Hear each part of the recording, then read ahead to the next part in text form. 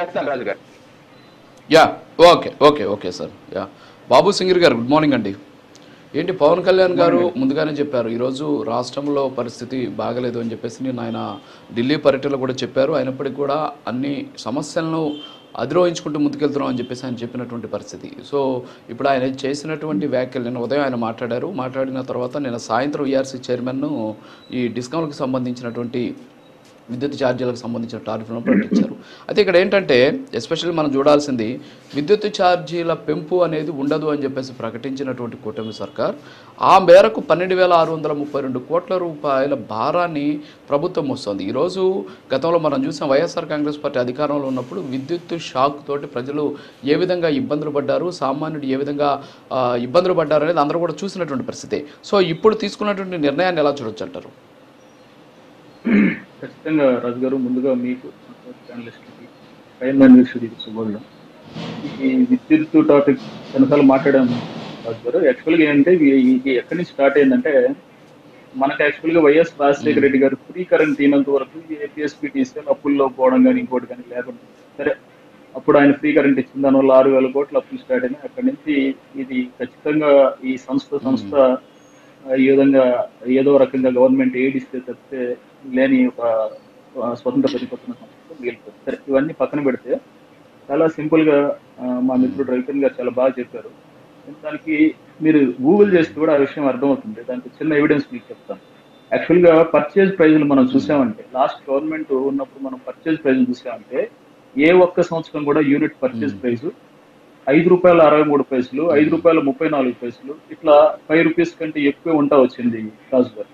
ఈ సంవత్సరం purchase price ₹4.67. మనం చాలా సింపుల్ గా అర్థం చేసుకోవచ్చు. అంటే పర్చేజ్ ప్రైస్ ఎందుకు పెరిగింది రాజు గారు అంటే ఒక యూనిట్ పర్చేజ్ ప్రైస్ లో ఇంత డిఫరెన్స్ వస్తే కొన్ని వందల వేల కోట్ల రూపాయల పర్చేజుల్లో అవినీతి జరిగింది ఈ వైఎస్ఆర్సీపీ గవర్నమెంట్ ఉన్నప్పుడు అనే విషయం సింపుల్ గా అర్థమవుతుంది.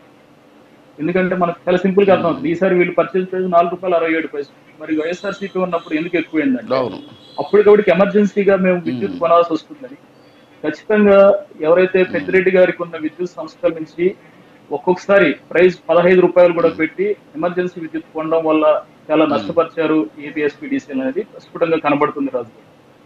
మనం ఆ విషయాన్ని గమనించాలి.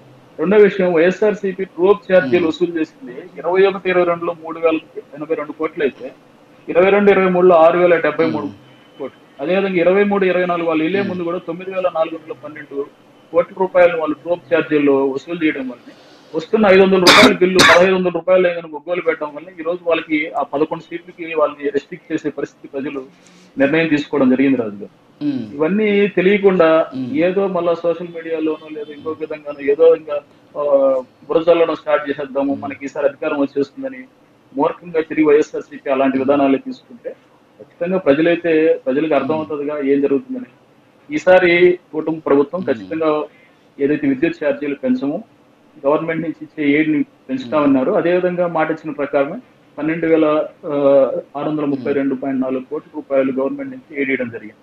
ఖచ్చితంగా కొన్ని విషయాలు అంటే అగ్రికల్చర్ కానీ ఏదైతే మనకు ఫిషరీస్ కానీ స్మాల్ స్కేల్ ఇండస్ట్రీస్ కానీ ఇలాంటి కొన్నిటి వాటికి ఎయిడ్ ఇవ్వాల్సిన పరిస్థితి ఉంటుంది రాజు గారు. ఆ విషయాలన్నీ సర్దుబాటు చేయాలంటే ఏపీ గవర్నమెంట్ నుంచి గవర్నమెంట్ బడ్జెట్ నుంచి ఆ అమౌంట్ ని ఏపీఎస్పీటీసీఎల్ సర్దుబాటు చేయడం జరుగుతుంది రాజు గారు. Okay yeah okay okay okay